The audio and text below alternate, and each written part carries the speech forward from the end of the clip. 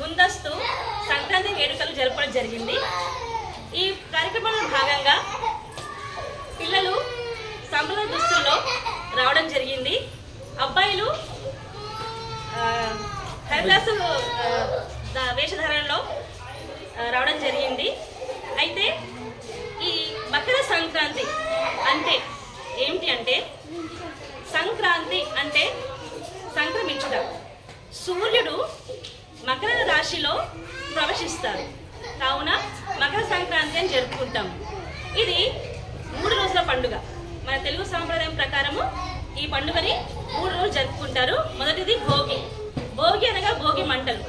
ఇంట్లో ఉన్న పాత వస్తువులన్నీ కూడా ఆ భోగి మంటల్లో వేస్తారు.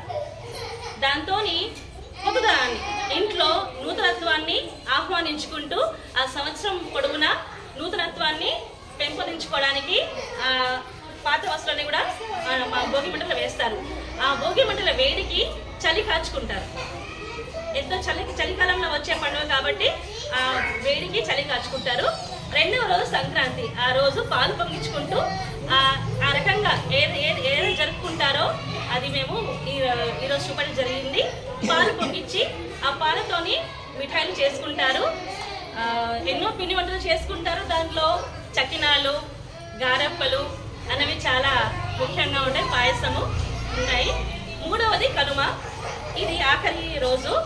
ఈరోజు కోడి పందాలు ఎన్నో జరుపుకొని ఎంతో సంతోషంగా, అంటే ఇది ఒక వ్యవసాయదారులకి, అంటే పంటలు పండిస్తారు కదా, ఆ పంటలు పండించడానికి వాళ్ళ ఉన్న పశువులని కృతజ్ఞత తెలుపుకుంటూ గంగిరెద్దులని వేషధారణలో వచ్చి వారికి కృతజ్ఞత తెలుపుకుంటారు. ఈ రకంగా పండుగ ముగుస్తుంది. సో ఎలా జరుపుకుంటారో అన్నది మనము ఈరోజు ఇక్కడ చూపడం జరిగింది.